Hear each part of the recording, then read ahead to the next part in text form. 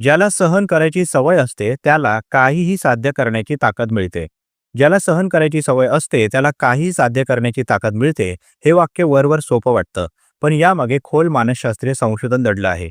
सहन करण्याचा अर्थ म्हणजे दुःख, अडचणी, ताण किंवा अनिश्चितता यांना स्वीकारून त्यातून पुढे जाण्याची मानसिक क्षमता. ही फक्त शांत राहण्याची किंवा जगाला न बोलता सहन करण्याची गोष्ट नाही. हे एक कौशल्य आहे जे मेंदूच्या अनेक कार्यांवर परिणाम करते आणि व्यक्तीला जास्त मजबूत बनवते. मानसशास्त्रात डिलेड ग्रॅटिफिकेशन नावाची एक संकल्पना आहे.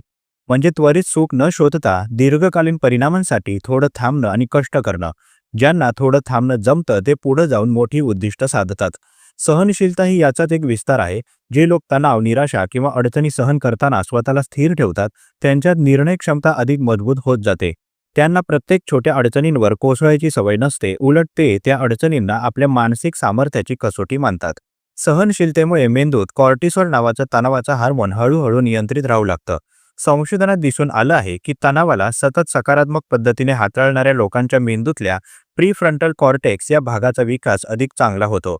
हा भाग निर्णय घेणं, नियोजन करणं आणि भावना नियंत्रित ठेवणं यासाठी महत्त्वाचा आहे.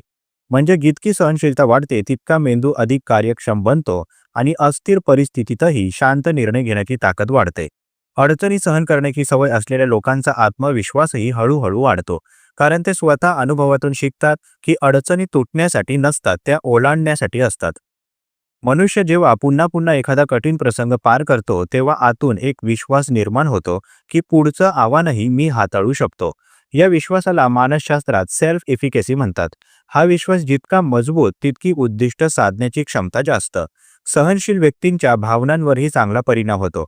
अडचणी येतात तेव्हा अनेक जण त्वरेने प्रतिक्रिया देतात.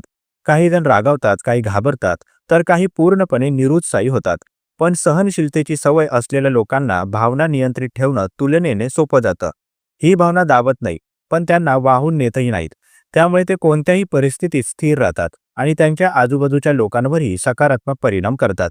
मानसशास्त्रीय अभ्यास सांगतो की सहनशीलतेचा थेट संबंध रेझिलियन्सशी आहे. हा शब्द म्हणजे धक्का बसल्यानंतर पुन्हा उठून उभं राहण्याची मानसिक क्षमता. ज्यांना सहन करण्याची सवय असते ते संकटानंतर जास्त वेगाने सावरतात. ते परिस्थितीला वैयक्तिक अपयश न समजता जीवनाचा एक भाग समजतात. त्यामुळे ते स्वतःला दोष देत बसत नाहीत, तर पुढे काय करता येईल याकडे लक्ष देतात. यातील महत्त्वाचं म्हणजे सहनशीलता ही नैसर्गिक देणगी नसते, ती सरावाने विकसित होते. ज्या घरात मुलांना थोडे कष्ट, थोडी प्रतीक्षा, थोडी अपयश अनुभवायला मिळतात, तिथे त्यांची सहनशक्ती लहानपणापासून विकसित होऊ लागते.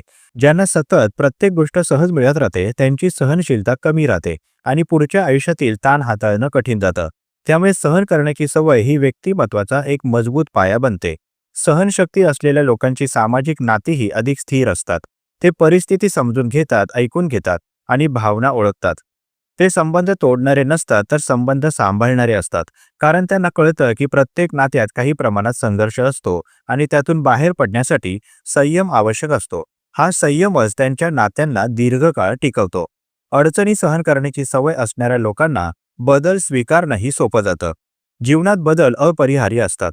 अनेकांना बदलाची भीती वाटते, पण सहनशील व्यक्ती बदलाकडे शिकण्याच्या संधी म्हणून पाहतात. त्यांना ठाऊक असतं की अस्वस्थता तात्पुरती असते, पण त्यातून नवीन कौशल्य, नवीन दृष्टिकोन आणि नवीन क्षमता विकसित होऊ शकते. शेवटी एक गोष्ट महत्त्वाची आहे. सहनशक्ती म्हणजे दबावाखाली तोंड बंद ठेवणं नाही.